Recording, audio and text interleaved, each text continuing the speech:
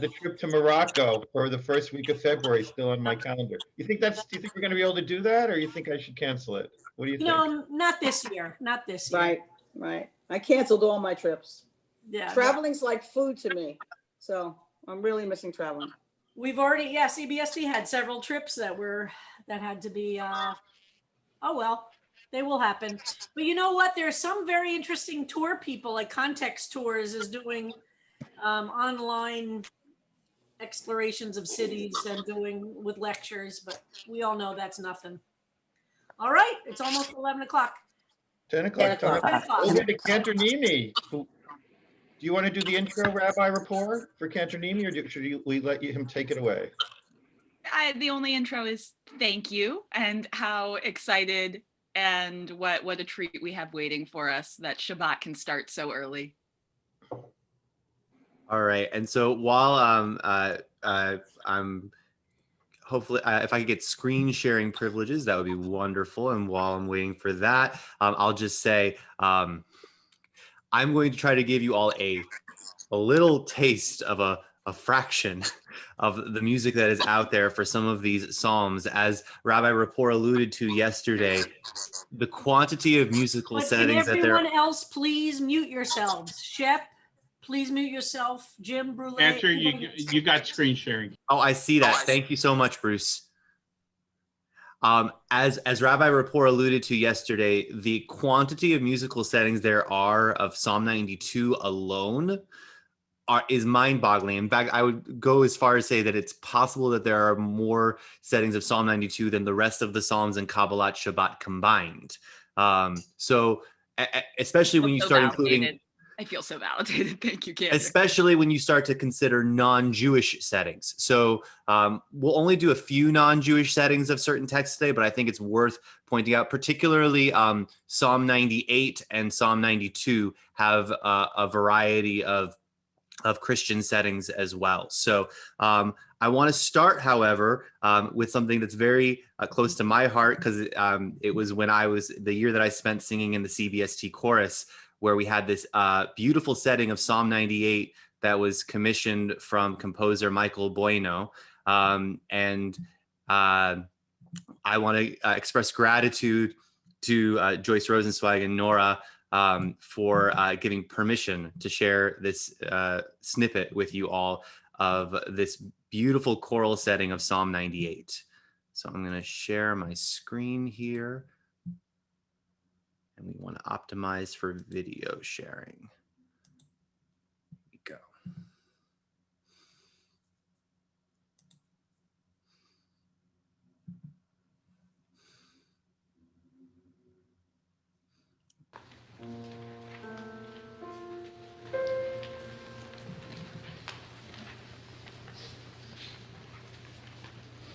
Shir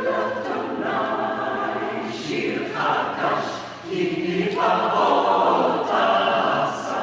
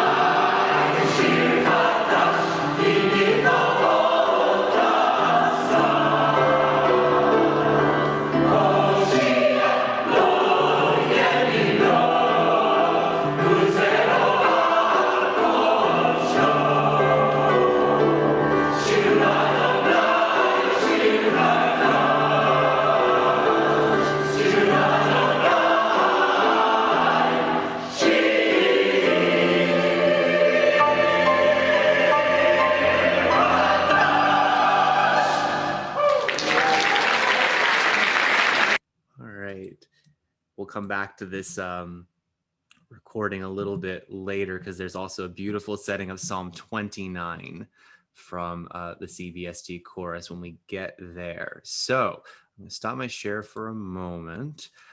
So beautiful choral setting, super contemporary, written within the last couple of years. But as we know, there are a plethora of musical approaches to the Psalms that date back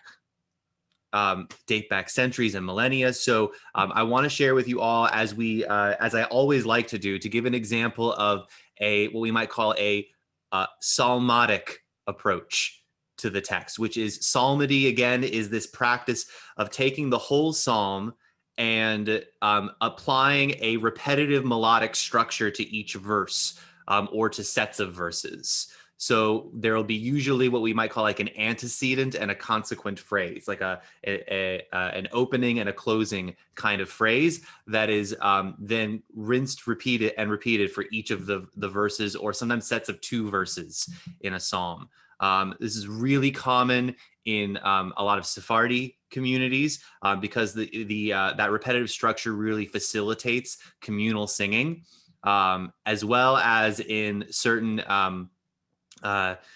Christian denominations, particularly those that still have, I would say, we might call high church, so Catholic, Episcopalian, and Anglican. So I wanted to share with you all, this is a share screen, no video. We're going to come back to this one to do a Jerusalem Sephardi melody. Is this the one that I was thinking? Yes, it is. So this is a Jerusalem Sephardi melody offered by Moshe Chavusha. And we'll listen to a little bit of his rendition.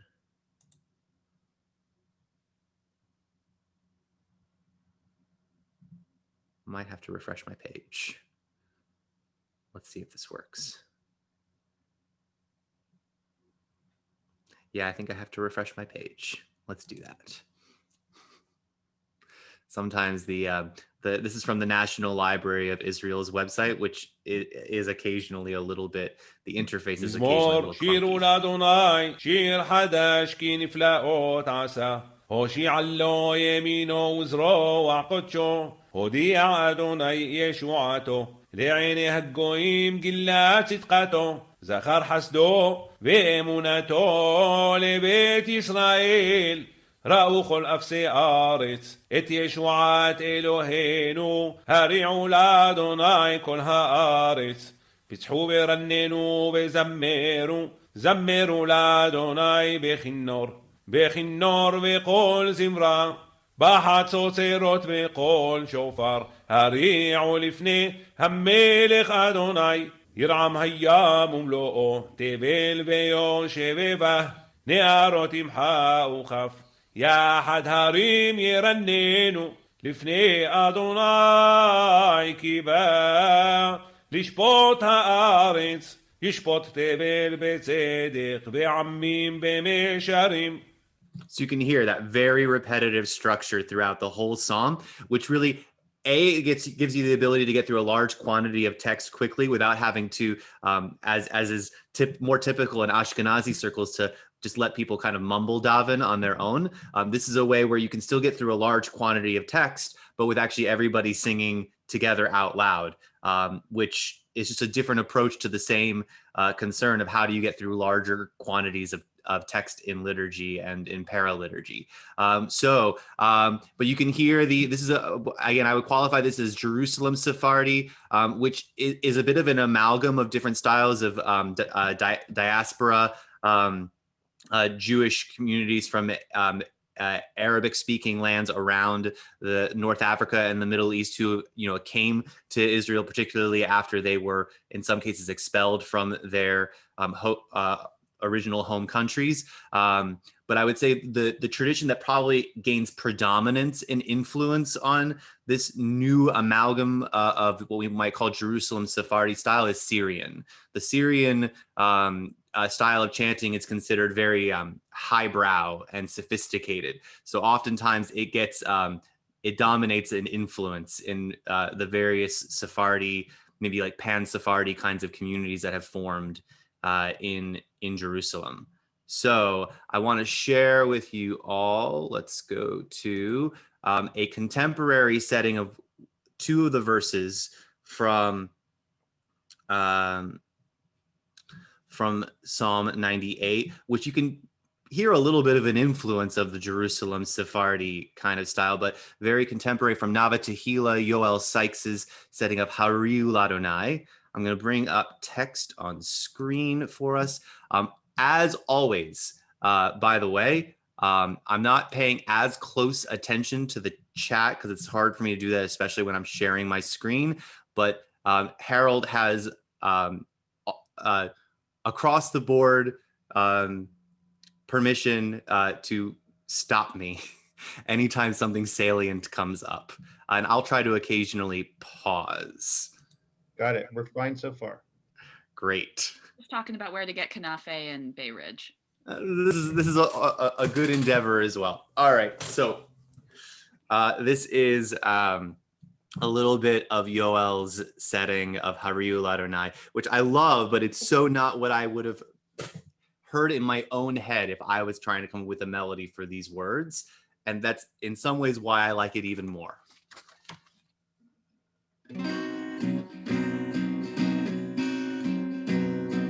Hari. Well, I should turn on my original sound. Hold on one moment. I always forget these things. Here we go. Probably better.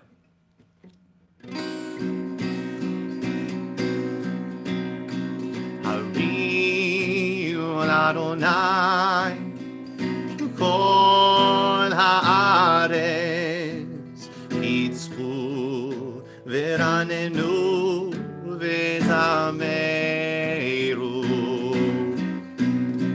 Hari Adonai kol haaretz yitzchu v'ranenu v'zameru. Zamru l'Adonai bechinor bechinor v'kol zimra. Zamru l'Adonai bechinor bechinor v'kol zimra. Yai nai nai nai yada nai nai nai nai nai nai nai nai nai nai yada nai nai nai nai nai nai nai nai nai nai yada nai nai nai nai nai nai nai nai nai nai yada nai nai nai nai nai nai nai. Hariu Adonai kol haaretz yitzchu v'ranenu v'zameru. And some of you might remember that Yoel Sykes and Daphna Rosenberg did a workshop at CBST when we were still in Bethune Street many, many years ago. And we've been talking to them about coming to do something at CBST in our new space, but hasn't happened yet. All right. So I want to give you just a few little snippet examples of some non-Jewish settings of Psalm 98. Like, we're only going to listen to maybe like 20 seconds of each just to give ourselves some exposure, but I will try to share links to recordings with Harold after this class so people can go and listen to them in their entirety. So one that I want to share is that there's before we jump to non-Jewish settings, maybe while you're pulling up those videos, we had a question about how the Israeli and especially the Jerusalemite Sephardi style differs from Sephardic styles in Europe and the US, if that's something you're able to so I'll say that there are, you could draw some similarities perhaps between Israel and America, because they both have this melting pot, kind of, particularly in large urban areas like New York and Seattle and a couple of other large urban areas in the U.S. that do have kind of Sephardi communities that have come together, and because maybe they wanted to form larger communities, have kind of hybrid where like half of the community is Turkish Sephardi and half is Syrian and some are Moroccan, and so but they have a an Iraqi Hazan or something like that, and so they find some way to make it all work, and so the synthesis leads to development of sometimes newer traditions, as we know is always the case whenever you have Jews coming together of different backgrounds. The same thing could be said of the various Sephardi traditions in Israel. You do have enclaves of communities in Israel that have retained their own unique traditions. So, for example, there's the great Syrian synagogue in Jerusalem, Addis, which is in Nachlaot area near the main market. And so those communities do exist as well. But there's also a little bit of synthesis and commingling that have happened in various communities too. Outside of Israel and the U.S.,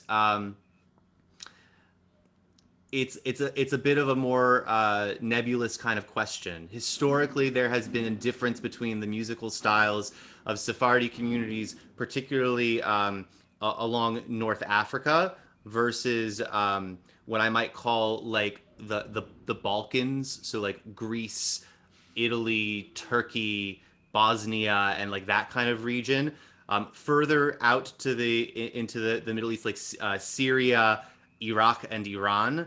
And then completely different from all of them, what we might call the quote unquote Western Sephardi tradition, which was based out of Amsterdam, but then ended up spreading out to various communities in France, London, and even Germany for that matter. There's a Spanish Portuguese community that has historical roots in Hamburg.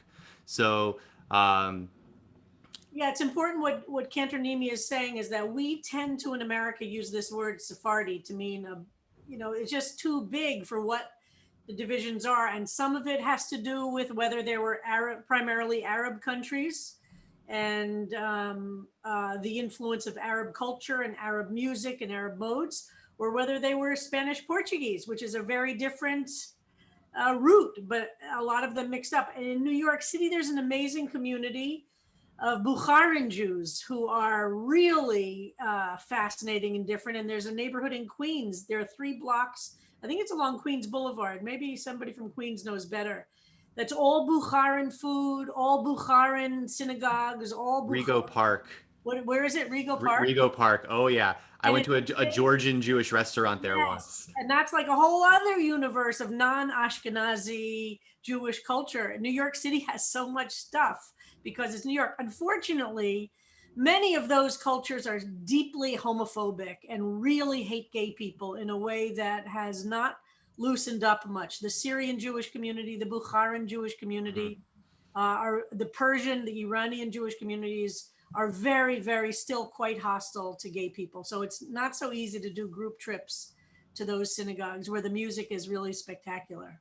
Yeah, I would say I have not been typically out about my identity anytime I have gone to hear the worship and experience it there. I also tend to not prefer non-egalitarian prayer, but that's the other thing too. So let's listen to just a couple of, I want to share with you 2 non-Jewish approaches to Psalm 98, and then we really need to move on. I'm trying to get through a lot of material here.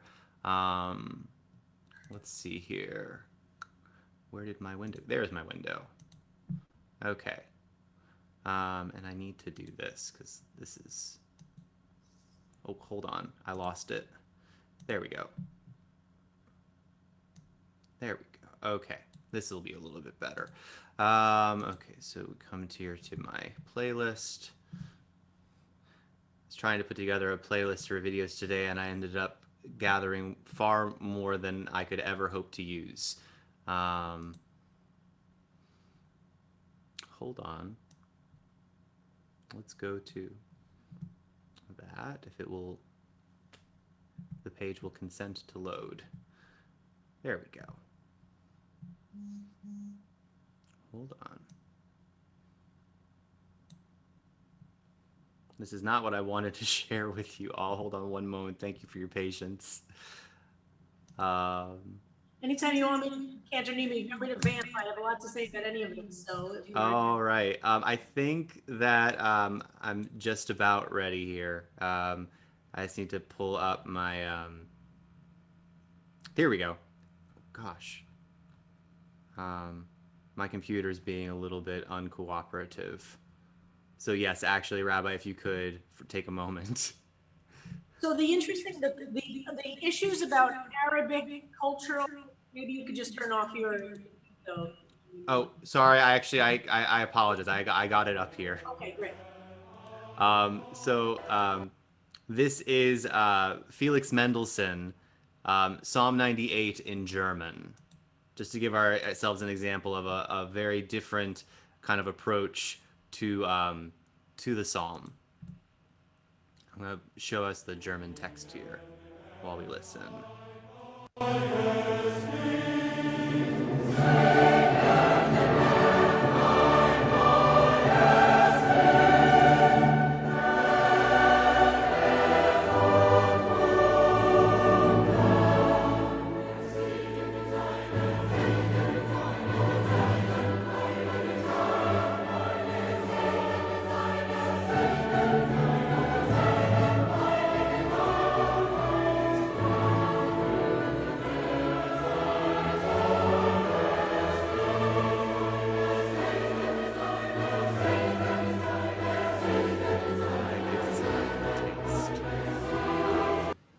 And again, I'll share this video afterwards.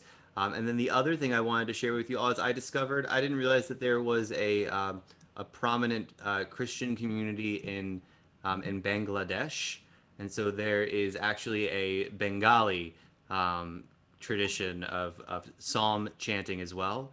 And I wanted to give ourselves just a little taste of this as well. And this is more like what we might call a song. Raja Prabhu Shammukhe Tolo Jayo Dhoni Prabhur উদ্দেশ্যে গাও নতুন গান তিনি যে সাধন করেছেন কত আশ্চর্য কাজ আপন ডান হাত পবিত্র বাহু দ্বারা তিনি করেছেন জয় লাভ প্রভু জ্ঞাত করেছেন আপন পরিত্রাণ জাতি বিজাতির চোখের সামনে আপন ধর্মময়তা করেছেন প্রকাশ ইসরায়েল কুলের প্রতি আপন কৃপা ও বিশ্বস্ততা করেছেন স্মরণ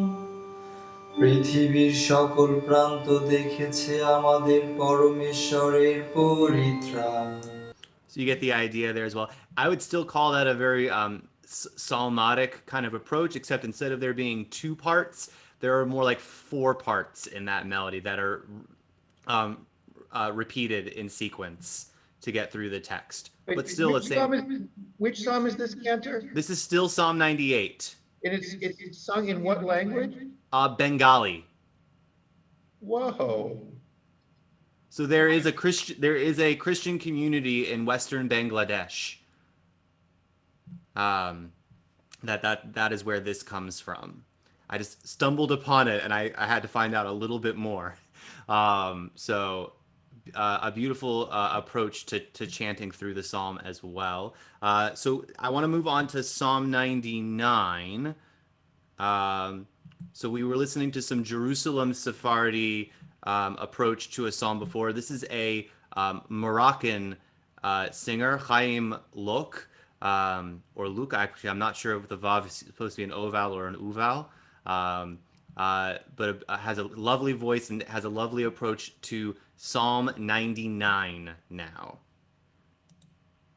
Adonai malach irgezu amim Yoshev keruvim tanu ta'aretz אדוני בציון גדול ורמו על כל העמים יודו שמך גדול ונורא קדוש הוא ועוז מלך משפט אהב אתה כוננת משאים משפט וצדקה ביעקב אתה עשית. All right. And you can hear it's still a similar kind of psalmody approach, but he's just embellishing it a lot because he's singing by himself and he has a beautiful voice. So I'm going to stop the share here. I wanted to share with you all a melody from a community in California, Los Angeles area, if I'm not mistaken. People may or may not be familiar with the community Ikar. It's a progressive Jewish community out on the West Coast. And they have a great setting of, and I don't know who actually specifically wrote this. It might be Hillel Tegay, who's their music director, but it could be somebody else. And this is just a little... Berman recently told us that this is a Sufi inspired. So there is a Sufi melody that this was definitely based on, which is actually a setting of Allahu, and it's, oh gosh, Nasrat. I'm not remembering the actual name of the individual, but we actually do know who wrote that. That is used for, some people use it for Psalm 150. The Hallelujah, Hallelujah, Hallelujah was written as Allahu, Allahu. So like I would encourage, if I can find the recording, I will share it with folks. This is Berry? Sorry. Was that Suki Berry, the composer of that one? No. So the Psalm 150 that's used with this Sufi Muslim melody was actually made popular by Debbie Friedman. Some people use that melody to sing Romamu. This is, I think, a little bit of a, and then the second part of the melody, the Ki Kadosh Adonai Eloheinu, does not come from that Sufi chant. It's actually an anonymous addition. So this is a little bit of a take, and you'll hear it's a little bit different from the Sufi melody for Hallelujah.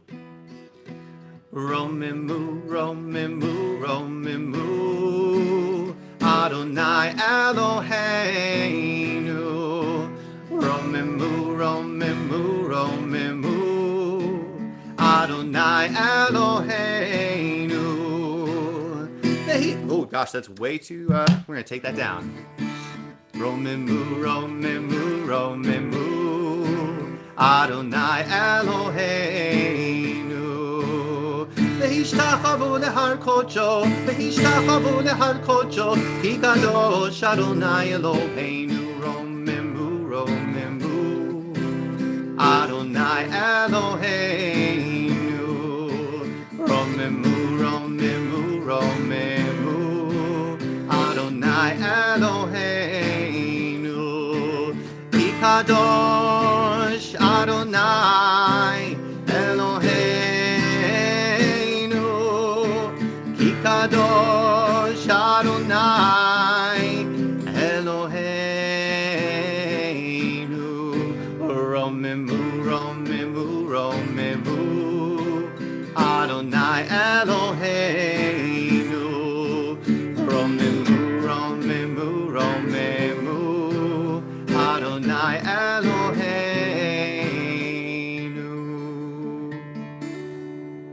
It's a little bit of a different feel from the Sufi melody, but you can definitely hear that whoever wrote it was inspired, shall we say, by the Sufi melody for that people have used for Psalm 150. So I think that we should go ahead and move on to Psalm 29. I'm just looking at my time and the other stuff that I wanted to get to, especially when we get to Psalm 92. So let's see here. Stop my share. Are there? This is a good pausing point. Are there any questions or comments or things that I could answer for folks? We're okay. Is it We're Okay. okay, Harold. Well, just All right. there was a question about Iraqi melodies, and then Mm. there's a lot of questions just about the definition between Mizrahi Now, and why don't we Sephardi, take, I'd be beyond happy to address that at a different time because it does take a lot of discussion, but it's not so simple as what people think it is. That's one of those questions that it's a big topic. A huge topic, and I don't consider myself an expert by any means. I've developed a working knowledge. I imagine that there could be others who could speak from more personal experience as well. So moving into Psalm 29, I want to share. I think we're gonna do two, maybe three snippets of melodies from Psalm 29, including hopefully I think we have time to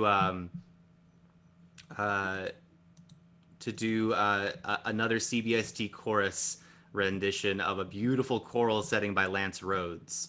So here, let's bring up. I'm gonna come back to YouTube. Where's my playlist here? Let's go down to where all the Psalm 29s are. Here we go. So this is a Turkish Sephardi melody. One of my favorites, actually. Intro is very long.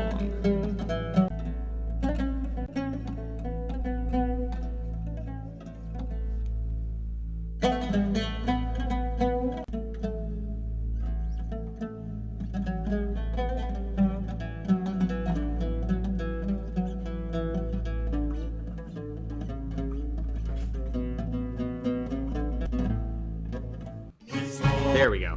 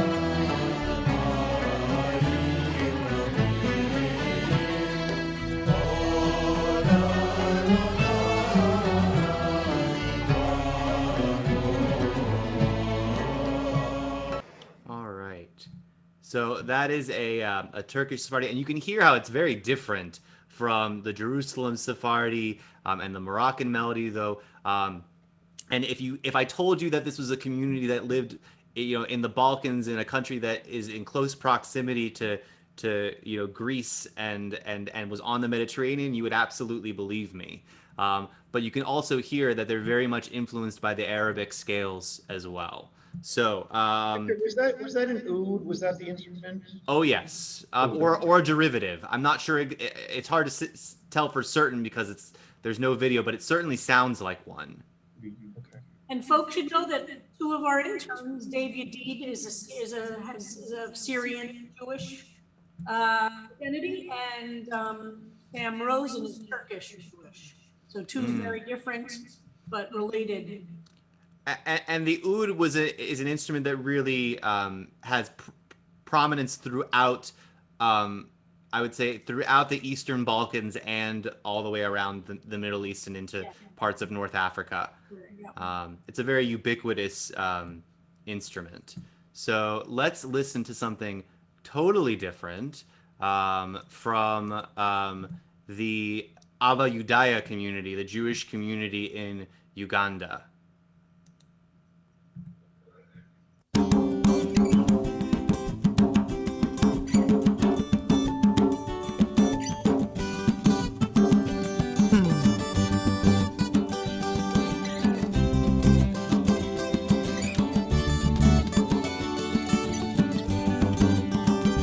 Adonai b'nei Elim, Havol Adonai kavod va'oz, Havol Adonai b'nei Elim, Havol Adonai kavod va'oz, Ishtahavu l'Adonai, Ishtahavu behadrat kodesh, Ishtahavu l'Adonai, Ishtahavu l'Adonai behadrat kodesh. All right, we get a sense of that. It's another Wow. lovely approach to singing some verses from Psalm 29.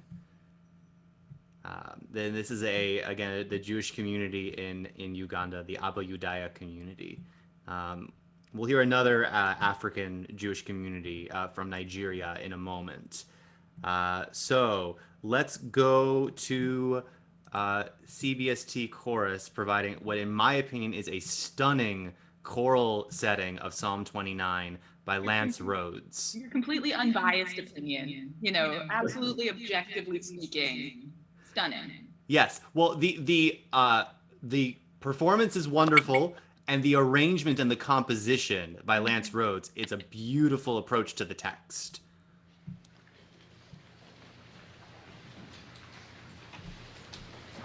But yes, completely unbiased.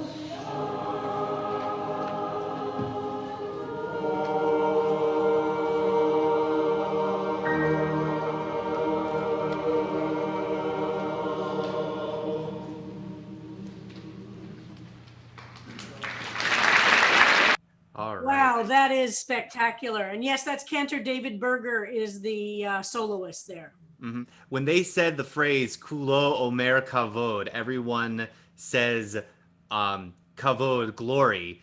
And you just heard that whole thing soar and grow into this gorgeous crescendo, and everyone thought that that was the moment to clap because it was deserving of it. But then they had more to sing. It's one of my favorite settings, and I was so pleased. I think we did it at there was the Psalm Enchanted Evening concert that it was also featured at as well. I still love that title for a concert. Wonderful, wonderful turn of phrase. So I want to move quickly through a couple of things from Psalm 92.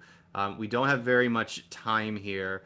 So I think what we'll do, just to give you a taste of some things that you may not have been aware of, I mentioned that there is that there is also some Jewish identifying communities in, hold on. Give me a moment here. The computer's not really being cooperative here. There we go. In Nigeria. So this is from the Igbo community in, where do they say they're from? In the Ebonyi state in Nigeria, chanting Psalm 92. And you'll hear there's this kind of typical modality of communal participation where you have one person who's singing, this gentleman here, and everyone else is responding with hallelujah after every phrase that he sings.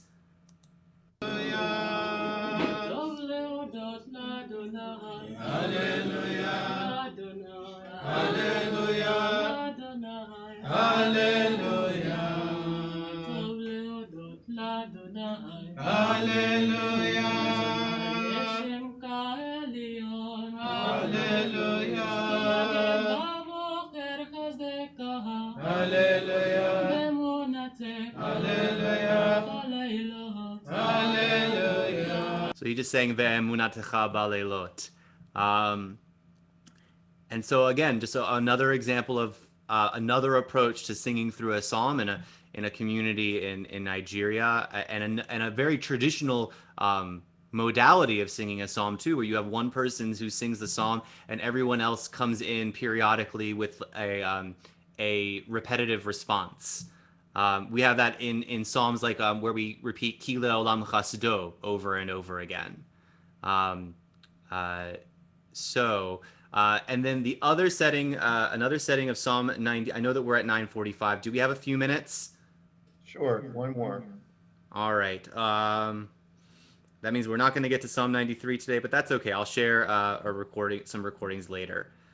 So for those who know the name Solomon Rossi, not Solomon Rossi, Solomon Zolzer, who's one moment here. Those who know the name Solomon Zolzer was a pioneer in Jewish synagogue music in the early 19th century, in primarily working out of Vienna. Among the titans of early reforms in synagogue music in Europe, amongst the names of Lewandowski and Naumburg and all of these who created what we would call the great classics of synagogue repertoire. It just so happens that Zolzer was very good friends with a contemporary German composer, Franz Schubert, and that Zolzer actually commissioned Schubert to compose a choral setting of Psalm 92. So this is actually Schubert's setting of Psalm 92 that was commissioned for his friend Solomon Zolzer, and I think this will be have to be our closer.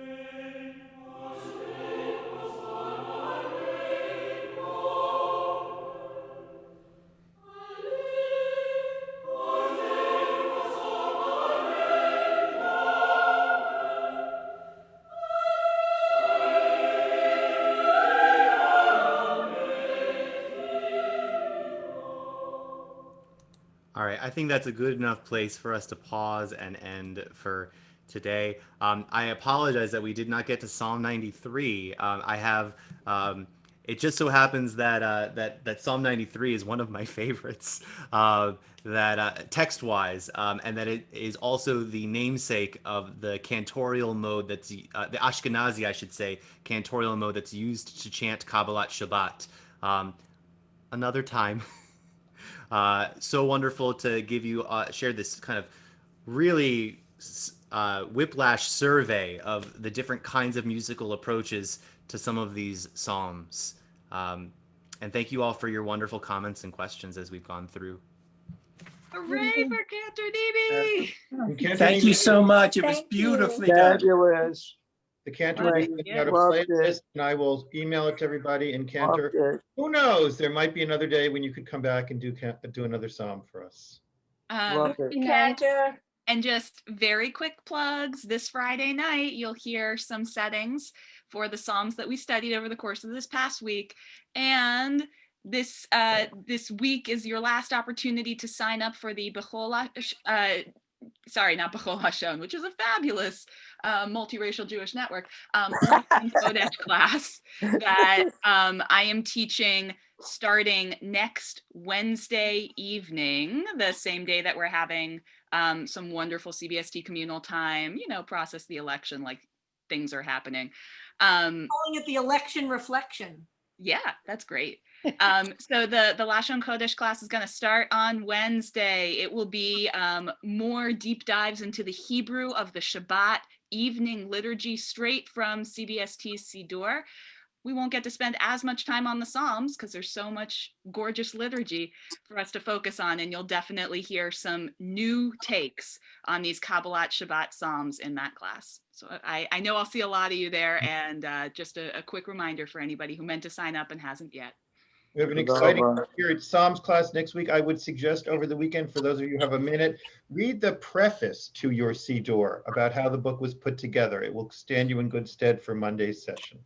All right, everybody. Marsha, just so on Monday, Marsha Melnick and I are going to talk a little bit about the Siddur itself and putting together of the Siddur, and Marsha and I are going to figure it out. And Tuesday, which is Election Day, I'm going to teach in a special honor of Election Day. I'm going to teach Psalm 82, which is the Psalm for Tuesday. It's Tuesday's Psalm, which I mentioned in my Facebook post. And then on Wednesday, we're going to go back to reading personal Psalm 11s that we didn't get to yet. And hopefully, Harold, do you think we'll finish them next week and then start Psalm 12 whenever we finish those? All right. Safe travels, Rabbi. Keep us posted. I'll be in Florida for the weekend. And thank you, Rabbi Rapport, for holding down the fort. Okay. Bye, everyone. Bye, everyone. Stay dry.